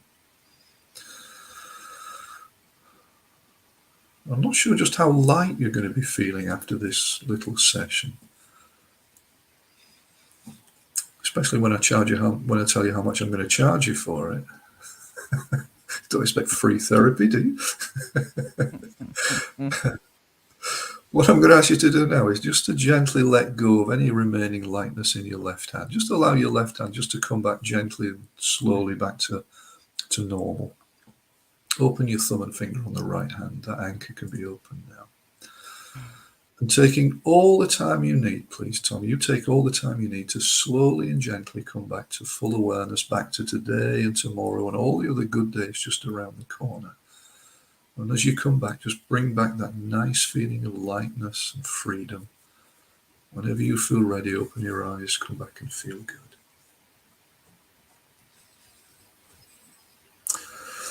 Well done. That was excellent. That was interesting. Yeah. How do you feel? There was a great. Honestly, there was a point that my hand felt like it disappeared. Like it wasn't like you know what I mean. Like my left hand was on my thigh, and then the pressure between my hand and the thigh like evaporated. So it just kind of felt like my hand was just floating above my thigh, even though it was on it. Yes. That relaxation. Yes. So, yeah. Wow. That was interesting. Yeah. And I how many minutes? Sorry, how many know. minutes did that feel like? What would you guess? Give us a guess. 6. 6 minutes. What do you reckon, Digby? It was a bit longer than that, I think. I think it's probably about a quarter of an hour, wasn't it? About 15 I think it was about 10, 15 minutes, yeah. Yeah. It was certainly longer than 6 minutes. What we call that time distortion, and it's always a sign of a good trance state. And so, you've got time distortion, a beautiful trance session, and a nice indicator of how in control you are. You know, you weren't floating around the room. Nothing weird was happening. You were still aware of everything around you. But this just happens all by itself. And that's the power of the subconscious mind. And then we just bring in some really nice feelings at the same time. That was really interesting. Yeah, I mean, it's if I could get really good at doing that. I do meditate, but sometimes I have trouble quieting my mind, essentially. Yeah. That's something I'd like to get better at.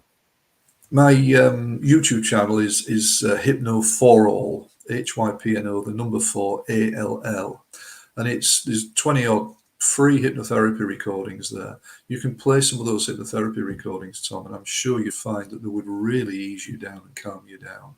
I would love. Yeah, I was just looking at that because I was on your website earlier and saw that you offered that. That's really great because I look for things like that all the time because I'm always trying to explore my subconscious, essentially. Okay. Well, the hypnotherapy recordings are a wonderful way of doing that. Also, for your listeners and viewers, there are quite a lot of conversations with my team members about regression and some of the weird stuff we've been doing in regression. So, is that spelled correctly? That's fantastic. Yeah, that's it. Thank you, Tom. Yeah, wonderful. Also, your viewers and listeners may want to also know about a wonderful free YouTube channel called Power Thoughts Meditation Club. Power Thoughts Meditation Club has been created by a colleague of mine, Kenneth, in Norway, and their free recordings are more spiritual. So mine are more therapeutic, but Kenneth, his very high quality recordings, he's got 2 million subscribers. I mean, he's a big name. Fantastic. And he's a beautiful human being. He's a wonderful soul. He really is. And he's not from this planet either, so he knows it.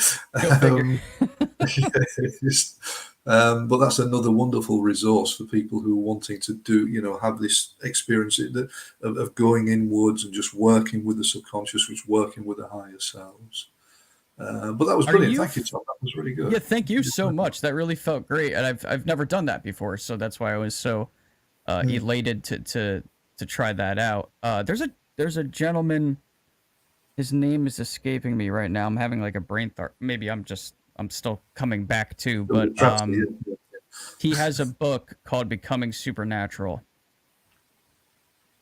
and he does all types of meditative work. What's his name? I'm gonna find it. Becoming Supernatural, because I feel like this is someone. Once I say his name, you probably know who he is. Joe Dispenza. Oh, Joe of course, Joe Dispenza. Dispenza, absolutely, yeah, brilliant man. I'm Yeah. a huge fan of his work. Just to give you Yeah. an idea of like the school of thought that I sort of come from with meditation. I've done some Kundalini work and such, which was really a little intense for me. I actually did it by accident. I didn't realize I was doing one, like a Kundalini meditation, and I had anxiety for like 3 days. It was crazy. Okay, yeah. It's very powerful, very powerful stuff. Yeah, I mean, So- some people can go bonkers with that, apparently. I know. So, Seriously, I feel like it's the key to kind of gaining control over yourselves and for someone to maybe conquer a fear. Like I have a really deep fear now of flying, like getting on an airplane. It's really hard for me to like imagine myself getting on a plane, and that bothers me. And I feel like if I conquered that, it would trickle down onto other things that bother me. So that's something I'm going to be doing possibly with Digby's wife at some point, is having her Wonderful. sort She'll of be able to work on that a little bit. she will definitely be able to solve that. My experience with phobias, and there are many types of phobias, excuse me, many phobias, is that about 60% of them come from past lifetimes. So I've heard that. At least 60%. So the chances are there's some past life stuff in there. And with a flying phobia, there are 3 elements to a flying phobia. One element is a fear of dying. And that's, we think It's that my this, ultimate fear. Exactly. The second element is claustrophobia, being trapped in this little tube. And the third area is not having control. We have no control. That alcoholic, suicidal, depressive who's driving the plane has full control, and we haven't. So that's the third aspect. And so sometimes we have to break those down. And there are different ways of working with phobias, but flying phobia we treat regularly within regression. Yeah. Yeah, it's the as fascinated as I am with near-death experiences and reincarnation and things like that, the idea of dying does bother me deeply. Like there was a point where I really struggled with it, like my own mortality. I just woke up this one day when I was like 14, and all of a sudden I was like, oh my God, I'm gonna die one day. And I wasn't right for like a month. Like seriously, I would cry, and it was like I couldn't wrap my head around that. I don't know why that happened to me, because it was very out of nowhere. Like I took a nap after school and woke up, and all of a sudden I was just like afraid of everything out of nowhere. And then it eventually faded like a month later. But it was very powerful. It was a really traumatic experience that came on very suddenly. You may not have just napped. You may have gone into trance and spontaneously regressed into something. And because it wasn't released, it stayed with you. What I will say is that, most past life regression work is working on deaths. It's death trauma. So probably 70% of past life regression is releasing traumatic deaths in the past. And what usually happens when I have clients who have quite a few or several sessions, and we clear a lot of deaths in past lives, the fear of dying just dissolves away in this life. It's quite remarkable. It happens time after time. It's a wonderful byproduct.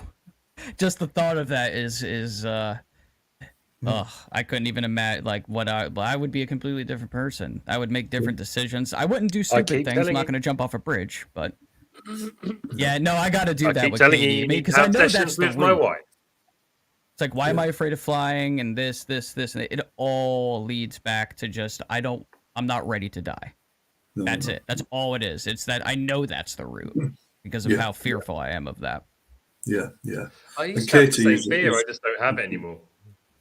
Death doesn't bother me anymore, because I think I've come to the realization that there is something after it, and that I believe that it's just not the I end have of my to options. convince my body. It's not the end of my options. Right. My spirit believes that, but I have to convince my body of that, essentially. Which suggests there's death trauma from past lives inside your subconscious, which needs to be worked on and released. It makes sense. Katie's going to be a very, very good therapist. I know good therapists when I see them, and Katie is going to be, with much more experience, she's going to be a really phenomenal therapist. So I will pass that on. That's She lovely. really She normally watches the show live, and she was really looking forward to watching the show live. But my phone internet went just before I came on. I've been having trouble with it throughout the show as well, so I actually had to steal her phone to connect to the internet to do the show. So she hasn't been able to watch any of it, but I know that she will watch it back and love it. In fact, Steve, I believe that a few members of your team are in the chat now and talking to each other as well. So there's a few people that you know there as well. Yeah. Oh, okay, that's nice. I can't see Phil, them. Alan. Okay, yeah. Phil and Alan. Yeah, Phil's one of my team. Was one of my 4. Alan trained with me, I think, a couple of years ago. Very nice fella.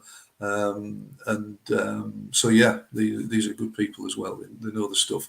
Once people get trained by me, they become better therapists because they've got this amazing regression technique. Which once they learn the regression technique, the subconscious just does the work for them very often. It's amazing. The subconscious mind is an area that I feel that all of science needs to be looking at more, and consciousness as a whole. I talk about it all the time. I just did a monologue on it. I entered a competition on Twitter, and I was talking about non-human intelligence, but I linked it to consciousness non-locality, because I don't think the mind is generated by the brain. I think that we're basically little receivers from, and there's like a consciousness field that we're picking up transmissions from. Yeah. My own spiritual practice nowadays is practicing non-duality. You know, I was a Buddhist for many years, and then went into Native American shamanism and trained in Native American shamanism for a few years. But nothing really seemed to gel, and it was only a few years ago, after a big trauma in my life, that I started to reassess things, and suddenly non-duality made sense to me. And there's a wonderful English teacher, Rupert Spira, who's got lots of stuff on YouTube, as a wonderful teacher of non-duality. And his concept is that we are all one. Everything is one. And the concept of non-duality is the sort of Zen concept. You know, there's no good, there's no bad, there's no right, there's no wrong. There just is. Everything just is. And so that when you're making judgments, you're in duality. But just being is non-dual. And he says our mind, all of our minds are sort of like just part of consciousness, infinite consciousness. And he says our mind is like a movie screen. And all throughout our lives, we are projecting a dramatic movie. We're projecting drama onto the movie screen, the drama of our lives. But once that movie finishes, that movie screen is completely untouched by the movie. And our mind, that's the nature of our mind. Our mind is just pure peace and joy and love. That's the nature of the mind. Wow. Of course, all the time we get wrapped up in the movie, don't we? But we don't That's realize there's just a screen at the back which is blank and which goes on forever. I've never heard it put that way before. That's really a brilliant concept, isn't it? That resonates. Yeah, no kidding. Yeah. Wow. I'm going to be thinking about that for the rest of the day. He's already done our speculation station, Digby. We don't have to even do it at this point. Yes, he has. Rest of the day. Me and Steve are here going, rest of the day. It's quarter past 10. What you want about, man? Do you want to get to the questions in the chat? Yeah. So we definitely had a Alan few. Bailey, who you know, ask Steve. No, that's not the one I was looking for. Where is it? I've lost all the questions now. Where is it? Right, Steve. Do you think that you are being? Does Steve think he's being tested to see if he can handle extraterrestrials in order to work more closely in that field? That's what Alan said earlier. Okay. Yeah, I think something is happening. I think I am being used in some way. Yes, I'm part of something that is going on. And I don't say that egotistically. It's just that I'm some small cog in some much, much bigger machine. So, yes, I don't think this is coincidence. I don't think it's just happening for the sake of it. I actually think that maybe I'm the new Dolores Cannon. I mean, she's died. Maybe I should get my hair permed and wear a granny jumper. Like she did. Absolutely. Why not? Taking the mantle on. There's weirder things in the world nowadays. Because if you read Dolores Cannon, when she's with her clients, the extraterrestrials are talking through her clients to her, and they're saying to her, "We're very pleased with the work that you're doing. You know, you are part of the changes. You are part of the new earth that she talked about. And I just feel that I am a small cog in that. Yes, it's not just happening randomly. I am the chosen one. Something's happening. Hail the Messiah. Lit up the bright light. You should be That's a wearing that great T-shirt question. you wore the other week saying "Let's start a cult."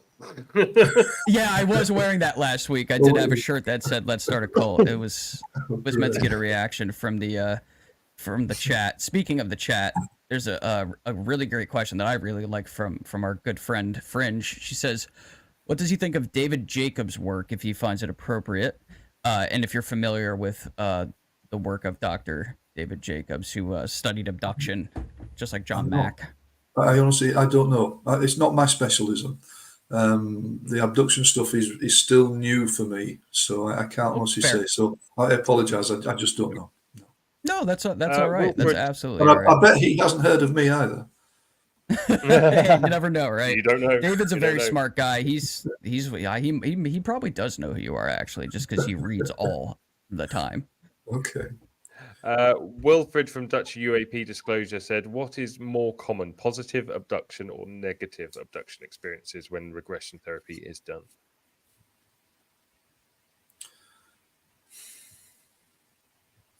From my experience, from the abduction perspective, the negative ones are more common. The connecting to home beings is a very, very benevolent, very beautiful, and very positive experience. But the abduction is usually more negative. So, I mean, another story. I had a client, a lady called me years ago, and she said she was 40 odd years of age. She said, "Me and my mum went on holiday to Spain last year. My mum was in her 80-year-old woman, very lively, very sparky, and she said we were staying in the same bedroom in a complex somewhere in Spain, in a resort in Spain. And we went to bed one night, and my mum was in the single bed next to mine. And I woke during the night to hear my mum screaming. And then there was like gas everywhere, but it was like smoke, but there was no burning. I couldn't smell anything. And my mum was screaming, but she said something was pushing me down. And I then woke up the next morning, and I had a real job waking my mum up that morning, but she eventually came round. In the morning, she was all over the place. She actually went somewhere for several hours. I lost her for several hours. Since that happened, my mother's mental health has deteriorated rapidly to the degree now that she requires 24 hours care, and she's almost like a vegetable. What?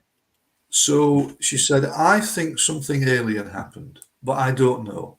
Is there a possibility that you can do a regression to find out?" So I said, "Well, yes, we can see, we can try, we don't know. It may not have been alien, you might dream something, or it just might be coincidence." But so she came and she brought her mum with her, and she wheeled in this 82-year-old lady in a wheelchair who was just gone, just glassy-eyed. And she sat her next to her in the room, in the chair, as she told me a little bit more about what she remembered, which wasn't much. So I said, obviously, we can't regress your mum because she's not with it enough. So I guided the lady into trance. And as I was guiding her into trance, her mum also just started to relax in the chair, and her head went down and her eyes closed. I thought she's probably asleep. So what I then did is I guided the lady back to the start of the holiday before this possible event took place, and brought her through until that night. And she then remembered going to bed. And she didn't remember anything new. That was very frustrating. She then went through what she'd consciously already remembered. Woken during the night, my mum screaming. But as she was telling me this, as she was sharing with me, my mummy screaming, "I can't move." Her mother, who was in the chair, to that stage she'd been just completely prone, suddenly opened her eyes and threw herself up in the air out of the wheelchair. And I threw myself down and I caught her just before she hit the floor. So I was always a goalkeeper. All my life I've been a goalkeeper, and that was lucky because I caught her just before she hit the floor. So picture the scene. I've got one lady in trance in the reclining chair. I'm laid on the floor with this 82-year-old lady who's out of it. So I managed to pick her up and put her back in the chair. And then she closed her eyes and fell asleep again and went back in again. And continued the regression session, but then brought the lady out of trance because we didn't get anything new. And she didn't realize anything had happened with her mother. She was amazed. She was quite deep in trance. So she didn't realize that this kerfuffle had happened. And my belief is that her mother wasn't completely gone. As her mother was listening to her daughter tell me about what was happening, something triggered her. She remembered something had happened that night, and her reaction was her whole body went into this convulsion, and she threw herself out of the chair. So we didn't get any more, unfortunately, and the lady never got back to me. I was rather hoping that experience might even have opened up her mother's memory bank a little bit to bring her back to normal. But nothing ever became of it, I don't think. She's lucky she didn't get hurt. She's lucky I was a goalkeeper. That's that, it sounds like something. Really good reflexes. She's lucky she could have got hurt. Yeah, very strange. That's really disturbing in a lot of ways. And it's, I guess that would, you look at what you're talking about here. There's obviously two camps, right? You have your positive and negative interactions in different types of scenarios with these other intelligences. It sounds to me like there are multiple intelligences, multiple factions, groups, beings, species, whatever you'd like to call them at this point, with varying motives that are at work. That appears to be. I mean, I can't say because I haven't really, this isn't my specialism, but my reading of it, as I'm reading other people now who talk about this, there does appear to be many different types of beings. And my clients who are having the home being experiences, the positive experiences, they tend to report different physical or non-physical shapes, different types of planets. And I will say, actually, the wonderful thing is they now have a direct line to their home beings. So it's a bit like a beautiful thing. That's a great way to put that. And I think that's a good way for us to cap off what has been quite an interesting conversation with you, sir. Thank you so much for putting me under. That was interesting. And now I'm tapping never use the word under. No, we never use the word not under. Never use the word under. I guided you into trance. Thank you so much for guiding me into a peaceful trance state. It was very enjoyable. I had a headache before, and it appears to have dissipated. So I appreciate you doing that for me. You didn't even know it. Completely fresh-faced, I have to say. Yeah, and it's like I had a really long week, man. I'll tell you what, just backbreaking work, and I definitely feel like I took a good solid nap, like a good midday nap. I really do. Real quick before we go, because you mentioned that you have an upcoming book that's coming out. I actually had just pulled it up real quickly for people to see that this is your new book that's coming out here, The Adventures of a Hypnotherapist. That's it. And the strapline is, was I under? Because everybody who has hypnosis afterwards doesn't think they've been hypnotized. Hundreds of clients have said to me when they've opened their eyes and said, I don't think I was under, because they expected to be in a coma. This bloody word under, it's like a red rag to a bull. So now I get it. Now I get it. Never say that. I'm never using it again. Yes. And you did it, Tom. The book should be available spring 2025, so it's next spring. That's when it'll be on Amazon and in the bookstores. So it's a full chapter on the extraterrestrial stuff, and some of the very more unusual stuff that I've done in my career as well, including spending time in prison with Charles Bronson, the great English prisoner. Really? So, yeah. Wow. So, That's fascinating. a wonderful man. You'll have to read about it in the book. I have to check that out. I just began reading your other book that I like. Again, I have such a vast library, but I there's so many books I haven't gotten around to reading everything yet. But I do have one of your works. Then I'm gonna go on and move on to Famous Past Lives, that's a really interesting concept. So that's about the past lives of celebrities and historical figures, I'm assuming. It's some people came to me who found they were very famous in previous lifetimes, very famous. Wow. Which absolutely took my breath away. And again, I'm very skeptical. I may not appear to be, but I've seen so much now that when I know some things are real. But these clients came, I was very skeptical. They appear to be very famous in past lives, and I will actually say that I'm working with a wonderful lady at the moment in Canada she's the reincarnation of Alexandra, the wife of Tsar Nicholas II, who died at the start of the Russian Revolution. We've done a lot of sessions, and she's brilliant and a lovely lady, and we found that Alexandra's life was just awful, absolutely awful. So yes, so the Famous Past Lives is about some famous things, and the Power of Past Life Regression is about case studies, many case studies, and they're both available as audiobooks as well.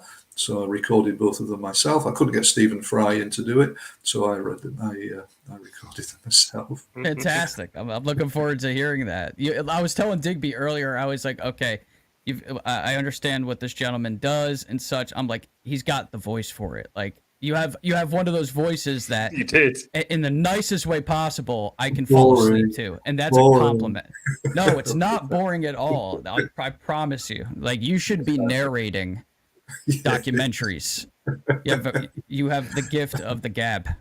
Yeah, as I like to call it. You can't really have a hypnotherapist with an annoying voice, though, can you? It wouldn't really work very well. I need you to close your eyes very slowly. I need you comfortably. Like what's his name that used to do the voice of the Aflac duck? Gilbert Godfrey. All right, that's not gonna work, man. Steve, it's been a pleasure talking to you and meeting you. Digby's been talking about you for quite a while now, and the work that you've been doing with Katie. It's an honor and a pleasure. Such an interesting conversation. I hope that you'll come back on with us at some point in the future because I really enjoyed this. Very happy to, gentlemen. Thanks so much for having me. It's been a real pleasure. Thank you. I've enjoyed it. It's been wonderful. Thank you. Thank you again. Thank you. My internet's rubbish, so if everybody can still hear me, thank you for watching this week's show. And we normally do Speculation Station, but I don't know how good my internet is, so maybe we'll just leave that for this week. And I think we speculated enough this week, don't you think, Tom? We did it earlier. There was a Speculation Station that basically happened in the middle of the show, so that'll be the one. Exactly. We'll leave it. So from me and Tom... Indeed. So for me and Tom, until next week. Next week we've got Mark Atwood joining us on the show, 3:30 p.m. Eastern Standard Time, 8:30 p.m. UK time for those UK watchers. And don't forget, we've got Gary Nolan coming on at the end of the month, which is very exciting. So from me, from Tom, and from Steve, thank you very much for watching this week's episode, and we look forward to seeing you all next week. Thank you very much, and goodbye. Take care, everybody.